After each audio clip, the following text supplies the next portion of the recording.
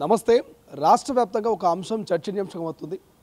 కాళేశ్వరం మేడిగడ్డకు సంబంధించి ఏవైతే ఆ పిల్లర్ల కుంగుబాటు కావచ్చు, అక్కడ ఉన్నటువంటి కాళేశ్వరంలో భారీ స్థాయిలో అవినీతి జరిగింది. గత ప్రభుత్వ మాజీ ముఖ్యమంత్రి, మాజీ మంత్రులు, ఐఏఎస్ ఆఫీసర్లు, మెగా అక్కడ ఉన్నటువంటి ఆ నిర్వహణ కావచ్చు, మెగా మేనేజ్మెంట్ కావచ్చు, ఇదంతా కూడా భారీ అవినీతి చేసిందంటూ రాజలింగమూర్తి అనేటువంటి ఒక సామాన్య వ్యక్తి ఒక కేసు వేయడం జరిగింది. కేసులో భాగంగా కింది స్థాయి కోర్టు, ఏదైతే భూపాలపల్లి జిల్లాకు సంబంధించి కింది స్థాయి కోర్టు నుంచి హైకోర్టు దాకా వచ్చింది. ఇవాళ హైకోర్టులో విచారణ ఉన్నది. ఇవాళ విచారణ అనగా నిన్న రాజలింగమూర్తిని 5 మంది దుండగులు అత్యంత దారుణంగా కత్తులతోటి కడుపులో పొడిచి చంపినటువంటి పరిస్థితి. సో ఈ అంశం చర్చనీయాంశంగా మారింది. గతంలో కూడా ఆయన అడ్వకేట్ అయినటువంటి వ్యక్తి కూడా గుండెపోటుతో చనిపోయినటువంటి పరిస్థితి.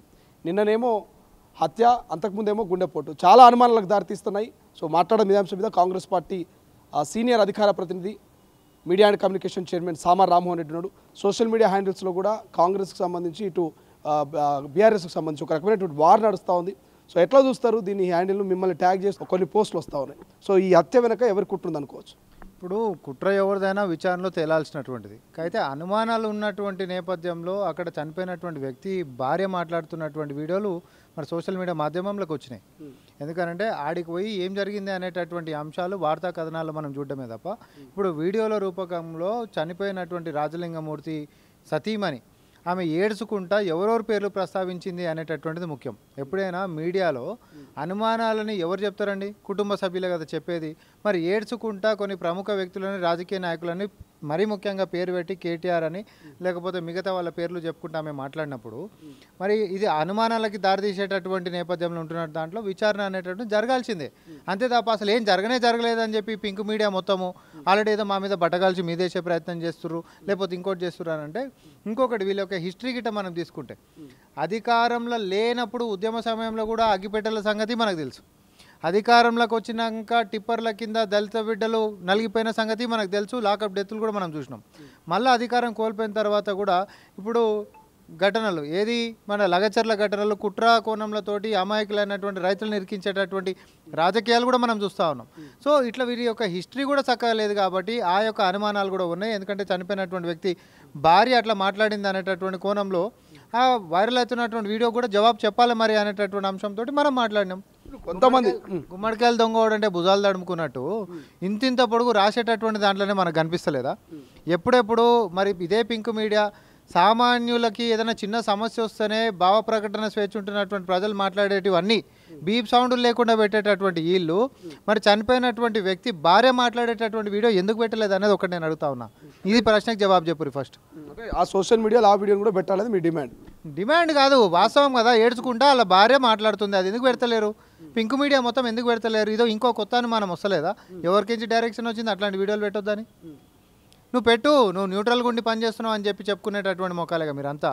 సరే జీతాలు ఓడించినా సరే కానీ ఇప్పుడు రాజలింగం మరణం వెనక కేవలం కాళేశ్వరము ఈ కేసు విచారణనే బయటికి తీసుకొస్తున్నారు తప్ప గతంలో కూడా ఆయన ఒక సమాజ కార్యకర్త అనేకమైనటువంటి అంశాల మీద ఆయన ఆ ఇష్యూస్లలో ఆయన వెళ్ళినటువంటి పరిస్థితి. ఆ కోణం కూడా చూడవచ్చు కదా, వేరే వ్యక్తులు కూడా అనుకోవచ్చు కదా. ఎందుకు పర్టికులర్గా ఈ హరీష్ రావు మీద, కేసీఆర్ మీద కేసు, కాళేశ్వరం ఇష్యూని ఎందుకు కాంగ్రెస్ తెర మీద తీసుకొస్తుంది? ఇప్పుడు ఎప్పుడైనా కూడా ఒక వ్యక్తి వివిధ వ్యాపారాల్లో కానీ లేకపోతే సమాజ స్పృహతో ఆయన కొట్లాడినటువంటి తీరు, కేసులు వేసినటువంటివి ఇవన్నీ కూడా ఉన్నప్పటికీ కూడా హై ప్రొఫైల్స్ కేసులు ఉంటున్నటువంటి నేపథ్యంలో ఒక కేసు హియరింగ్ ఈరోజు ఉంటున్నటువంటి దాంట్లో ముందు రోజు హత్య గురవడం అనేటటువంటిది సర్వసాధారణం అనుమానాలు రేకెత్తించేటటువంటి దాంట్లో. ఎప్పుడైనా కూడా జస్ట్ ఏదో నార్మల్గా గుండెపోటుతో చనిపోయిండు లేకపోతే ఇంకొకటి అయింది, కేసు ఇంకెప్పుడో ఉంది అని అంటున్నా అది వేరే సంగతి ఏమో.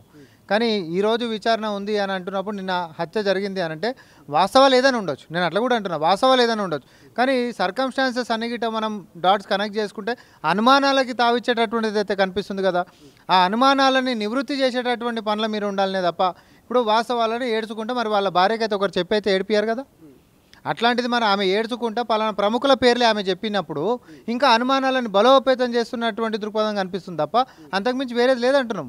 అంటే మీకు ప్రధానంగా ఎవరి మీద అనుమానం ఉంది? ప్రధానంగా కొంత ఆ కాంట్రాక్ట్ సంబంధించి మెగా కంపెనీ మీద గతంలో వాళ్ళు కేసు ఇవ్వడం జరిగింది. మాజీ మంత్రి హరీష్ రావు మీద, మాజీ ముఖ్యమంత్రి కేసీఆర్ మీద కొంతమంది ఐఏఎస్ ఆఫీసర్లు అధికారులు వాళ్ళందరి మీద కంప్లైంట్ చేయడం జరిగింది. అంటే కేవలం గత ప్రభుత్వ పెద్దల పాత్ర ఉందనుకోవచ్చా, లేకపోతే ఇతరుల పాత్ర ఉందనుకోవచ్చా? ఎప్పుడైనా గతంలో గవర్నమెంట్ని నడిపించినటువంటి నాయకుల దగ్గర నుంచి మొదలు పెట్టుకుంటే నాయకుల మాటలని పనిచేసినటువంటి బ్యూరోక్రాట్లైనా లేకపోతే కాంట్రాక్ట్లు సంపాదించుకున్నటువంటి కాంట్రాక్టర్లైనా అందరి పేర్లని ప్రస్తావించుకుంటూనే ఆయన ఏది కంప్లైంట్ చేసిండు, ఒకరి పేరు కాదు.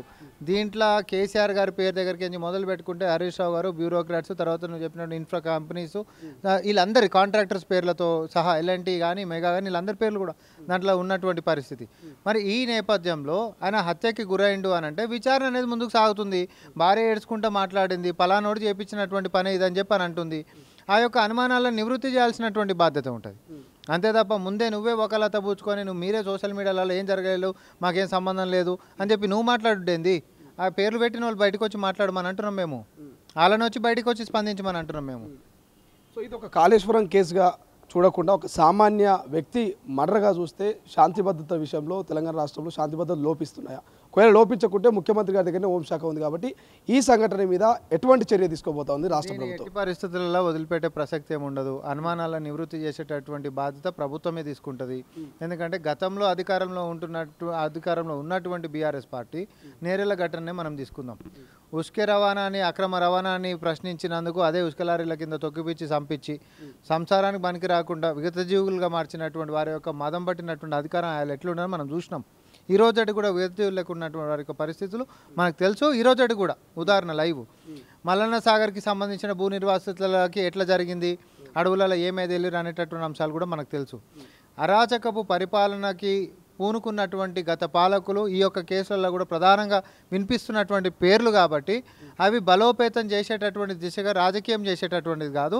గత చరిత్రని ఆసరాగా తీసుకున్నా కూడా ఈ యొక్క కేసుకి అనుమానాలని బలోపేతం చేసేటటువంటి దిశగా పోతుంది. కాబట్టి అనుమానాలని నివృత్తి చేయాలని అంటే ఫస్ట్ ఆఫ్ ఆల్ మీరు ముందుకు బయటకు వచ్చి మాకు ఎట్లా సంబంధం లేదు ఏందనేది మీరు మాట్లాడుర్రి. ఎవడొద్దంటుండు? మీరు ఉదరగొట్టేటటువంటి జీతాలు ఇచ్చేటటువంటి ఎందుకు ముందుకు పెడతా ఉన్నారు? చిన్న సమస్య వస్తేనే బీప్ లేకుండా మాట్లాడిపించేటోళ్ళు భార్య మరి చచ్చిపోయినటువంటి వ్యక్తి గురించి మాట్లాడినప్పుడు అది ఎందుకు ప్లే చేస్తారా బాగా అదొకటి నువ్వు నాకు చెప్పు. ప్లే చేయండి, ఎందుకు పెడతలేరు మీరు దాన్ని? అనుమానాలు రేకెత్తిస్తున్నారు. ఇగో ఇట్లాంటివి కూడా అనుమానాలు ఉన్నాయి. ఎందుకు ఎఫ్ఐఆర్ కాపీ కాడికి వచ్చినావు అప్పుడే? మరి ఆమెనేమో ఒకటి అంటుంది కదా, కాంగ్రెస్ కూడా డబ్బులు ఇచ్చి రాతలు రాపిస్తుంది కొంతమంది ఆర్టిస్టులతో అనేది వాళ్ళు చెప్తున్నటువంటి పరిస్థితి నిజమేనా? ఇది ఎంత బల్పు మాటలు ఇవి అని అంటే అది ఎవరన్నా కానీ సరే, ఆడ కంప్లైనెంట్ అనేటటువంటి పేరు ఎవరిది ఉంది? ఆ లెక్కల ప్రకారం మనం తీసుకున్నా కూడా చనిపోయినటువంటి వ్యక్తి యొక్క భార్యది, ఆర్టిస్ట్. ఆమె ఏం బలిసిందా మీకు? బల్పు మాటలు ఎందుకు మాట్లాడాలి? చనిపోయి భర్త చచ్చిపోయినటువంటి దుఃఖంలో ఆ మనిషి ఉంటే ఆ మనిషిని పట్టుకొని ఆర్టిస్టులతోటి రాపిస్తురు అనేటటువంటి వ్యాఖ్యలు చేయడంలో వీళ్ళ యొక్క మదము, బలుపు, అహంకారం మాత్రమే కనిపిస్తుంది తప్ప అంతకుమించి ఏం లేదు. కాంగ్రెస్ సోషల్ మీడియా దీన్ని డిఫెండ్ చేయడంలో కొన్ని పోస్టులు పెడుతుందని కూడా చెప్తా ఉన్నారు. సో నిజంగానే ఇది ఒక రకంగా బీఆర్ఎస్ కాంగ్రెస్ మధ్య ఉన్నటువంటి సోషల్ మీడియా వార్ అనుకోవాలా, లేకపోతే జెన్యూన్ ఆ మర్డర్కి సంబంధించి కాళేశ్వరంకి సంబంధించిన ఇష్యూ అనుకోవాలి? అసలు ఇది సోషల్ మీడియాకి సంబంధించిన వారు ఎట్లయితే చెప్పు, వాస్తవాలకు సంబంధించినటువంటి భిన్నాభిప్రాయాల ఎక్స్చేంజ్ నడుస్తూ ఉంది. మేమేమో చనిపోయినటువంటి వ్యక్తి కుటుంబాన్ని మేము రిఫరెన్స్గా తీసుకొని వాళ్ళు మాట్లాడినటువంటి వ్యాఖ్యలని ఉదాహరణ తీసుకొని మేము ముందుకు పెడతా ఉన్నాం. వాళ్ళు ఏమో అసలు మాకు సంబంధం లేదు, బట్టగాల్చి మీద వేస్తారు, మమ్మల్ని వ్యక్తిగతంగా అటాక్ చేయడం మొదలు పెడతారు. అంతే తప్ప క్షేత్రస్థాయిలో వాళ్ళ కుటుంబ సభ్యులు ఏం మాట్లాడుతారు, గతంలో ఎవరెవరితోటి తగాదాలు ఉన్నాయి.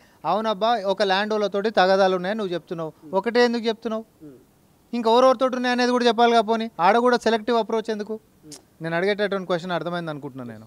ఎందుకనంటే సపోజ్ ఒక వ్యక్తికి ముగ్గురుతోటి పంచాయతీలు ఉన్నాయి, నువ్వు ఒకటే పేరు ఎందుకు ఎంచుకుంటున్నావు? ఇప్పుడు ఆయనకి నాకు ఉంది కాబట్టి అదే జరగవచ్చు అని చెప్పి నువ్వు అడివి కంక్లూడ్ చేయనీకే. ముగ్గురుతోటి ఉందనుకో, ముగ్గురు పేరు చెప్పరాదు. సరే, మీరు అన్నట్టుగా రాజలింగం భార్య కేటీఆర్ పేరు చెప్పింది, ఇంకొక ఎక్స్ఎమ్మెల్యే పేరు కూడా చెప్పినట్టున్నది. సో కేటీఆర్ మరి దీని మీద స్పందిస్తారు అనుకుంటారా? మీరేమైనా డిమాండ్ చేస్తారా స్పందించాలని? స్పందించాలి. ఎందుకనంటే వాళ్ళు కూడా దీంట్లో భాగస్వామ్యం, చనిపోయినటువంటి వ్యక్తి భార్య మీ పేరు ప్రస్తావన చేసింది. మీ బాధ్యత ప్రజాస్వామ్యంలో ఉన్నప్పుడు నిజంగానే అది మీ మీద అనుమానాలు రేకెత్తించేటటువంటి విషయం లెక్క మీకు అనిపించినా కూడా బయటకు వచ్చి స్వచ్ఛందంగా అసలు జరిగింది ఏంటిది, మాకు ఎట్లా సంబంధం లేదు, నువ్వు బయటకు వచ్చి మాట్లాడాలి. అంతే తప్ప అంతేందుకు నిన్న కేటీఆర్ మాట్లాడుకుంటే కూడా ఫ్రస్ట్రేషన్ మాత్రమే కనిపిస్తుంది తప్ప వివేకంతో కూడినటువంటి ఆలోచన లేదు, వివేకమైనటువంటి వాళ్ళ యొక్క ప్రవర్తన అంతకంటే లేదు. సో ఎంతసేపు అక్కసు కక్కేటటువంటి ఈ యొక్క నేపథ్యంలో బీఆర్ఎస్ పార్టీ నేతలు ఎవరైనా కూడా ఈరోజు విషయం అనేటటువంటిది ప్రజల కాడికి పోవాల్సినటువంటి బాధ్యత ఉంది, స్పష్టతను ఇవ్వాల్సినటువంటి బాధ్యత ఇదే కేటీఆర్ మీద ఉంది. మరి మీ పేరు చెప్పినందుకు అండ్ కేసులోనేమో కేసీఆర్ గారు హరీష్ రావు గారి పేరు ఉంటున్నందుకు మరి మీ పార్టీ నుంచి మీరు ముందుకు వచ్చి ముగ్గురు కలిసి కూర్చొని అక్కడ ప్రెస్ మీట్ పెట్టి చెప్పుర్రి. రాష్ట్రంలో అధికారంలో ఉన్నది మీరు కాబట్టి దీని మీద ఏమైనా విచారణ, స్పెషల్ విచారణ ఏమైనా చేస్తారా? ఎటువంటి ఎంక్వైరీ చేస్తారు? ఏది ఏమున్నా దీని వెనకాల ఉంటున్నటువంటి దోషుల్ని తేల్చేటటువంటి పని అయితే మేము చేస్తాం. మేము ఇక్కడ రాజకీయంగా పలానా గీళ్ళే చేసిరని కూడా మేము అంటలేం.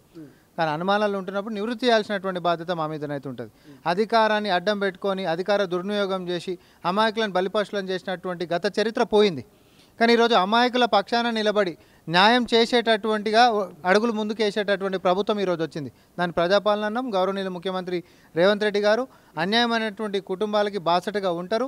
ఏది ఏం జరిగినా ఆ కుటుంబానికి న్యాయం చేసేటటువంటి బాధ్యత మా ప్రభుత్వం తీసుకుంటుంది. రైట్. ఇక ప్రజల సొమ్ము మీద, కాళేశ్వరం మీద ఫైట్ చేసినటువంటి రాజలింగం భార్య ఇప్పుడు ఆవేదన వ్యక్తం చేస్తుంది. తన కుటుంబం రోడ్డు మీద పడ్డటువంటి పరిస్థితి. రాష్ట్ర ప్రభుత్వం కానీ, మంత్రులు కానీ, ఎమ్మెల్యేలు కానీ ఎవరైనా పరామర్శించే అవకాశం ఉందా? దానికి సంబంధించిన ఇన్ఫర్మేషన్ మీ దగ్గర ఏమైనా ఉందా? అది పార్టీ అధిష్టానం నుంచి తీసుకునేటటువంటి వ్యవహారం. అది ఖచ్చితంగా కూడా అక్కడ స్థానిక నేతలు ఆల్రెడీ అక్కడ కలిసేటటువంటి జరుగుతూనే ఉన్నాయి. కానీ పీసీసీ స్థాయి నుంచి కూడా మరి ఎవరైనా పోతరా ఏంది అనేటట్టు అధికారికంగా ఏం జరుగుతుందో చూడాలి. Thank you so much. ఇది మొత్తం మీద ఆరోపణలు వస్తూ ఉన్నాయి. రాజలింగం భార్య క్లియర్గా కేటీఆర్ పేరు, ఇంకొక వ్యక్తి పేరు చెప్తా ఉంది కదా. సో దీనికి సంబంధించి ఎందుకు పింక్ మీడియా దీన్ని ప్రచారం చేయట్లేదు, ప్రధానంగా కేటీఆర్ దీని మీద ఎందుకు స్పందించట్లేదు అంటూ సామా రామ్మోహన్ రెడ్డి ప్రశ్నిస్తున్న పరిస్థితి. చూద్దాం మరి ఏం జరగబోతుంది. ఏమైనా ప్రత్యేకంగా దీని మీద విచారణ జరిపించబోతున్నారా? ఈ కేసును రాష్ట్ర ప్రభుత్వం ఏమైనా సీరియస్గా తీసుకోబోతుందా? మరి బాధిత కుటుంబానికి ఏ రకమైనటువంటి న్యాయం చేయబోతున్నది, రాష్ట్ర ప్రభుత్వం ఏ రకమైనటువంటి భరోసానివ్వబోతుందో చూడాల్సిన అవసరం ఉంది. బట్ ఏదేమైనప్పటికీ మాత్రం ఒక 5 మంది వ్యక్తులు ఒకరిని చేసి తలపై రాడ్తో మోపి కత్తులతో పొడిచినటువంటి సంఘటన మాత్రం రాష్ట్ర వ్యాప్తంగా ఒక రకమైనటువంటి భయాందోళన గురిచేస్తుంది. సో చూద్దాం ఏం జరగబోతుంది, ఎటువంటి మరి రిజల్ట్, ఎటువంటి తీర్పు రాష్ట్ర ప్రభుత్వం ఇవ్వబోతుంది. కెమెరా పర్సన్ అజయ్తో శ్రీశైలం, తొలి వెలుగు, హైదరాబాద్. ప్రపంచంలో ఏ మూల ఏ క్షణం ఏం జరుగుతుందో వేగంగా తెలుసుకోవడానికి తొలి వెలుగు వాట్సాప్ ఛానల్ని ఫాలో చేయండి.